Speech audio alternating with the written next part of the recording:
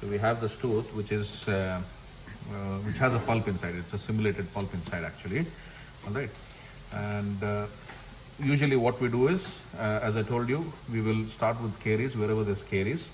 We go concentrically removing all the caries from the walls. Then finally you take a drop into the pulp chamber. Correct? Now you can use a round burr, a round diamond or a round carbide burr for this purpose. All right? Now in this case, in our model, we have caries only in the center of the tooth. So we will just go remove the caries from the center and take a drop down there.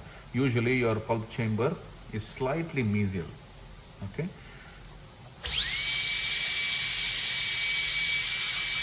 So first we will remove all the caries from the walls as well.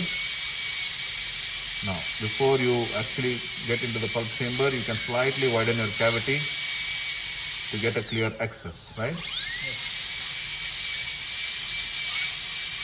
Then I want you to observe the sudden drop when I go down, all right? Which gives you an indication when you're working. So the first you will follow the caries, then like widen more. Yes.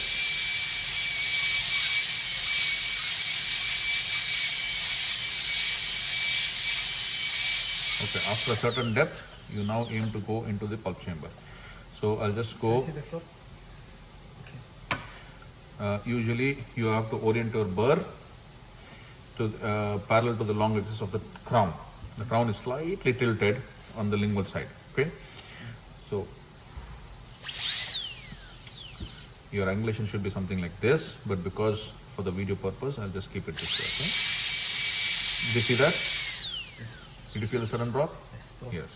So now you see the blue, the red hue, which is showing in the pulp chamber.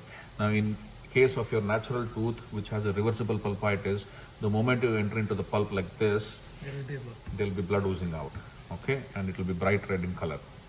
Now what is the precaution you need to take?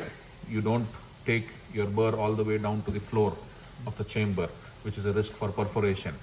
And at the same time, now we are going to do the de-roofing, widening of the cavity in a way that if I look at the tooth from the top, I should be able to see the canal orifices. Okay, that means I should have a straight line access, clear access.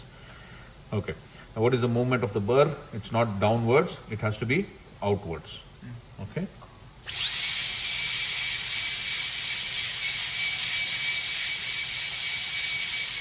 Now always your dentine is softer than your enamel, correct?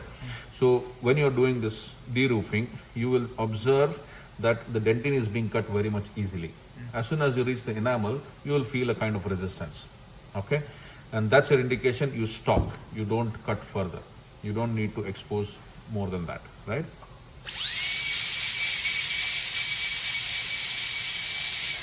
That doesn't happen here in the model, but in the natural tooth. Now I should avoid overhangs as well, meaning you don't leave any lip of the tooth structure or the enamel or the dentine which is covering the part of the pulp chamber. All right, that means I should make sure that if I look at the tooth from the top, I should be able to visualize the canal orifices one, and your walls of the cavity should be smoothly blending into the canal orifices. It should not be overcut, it should not be undercut.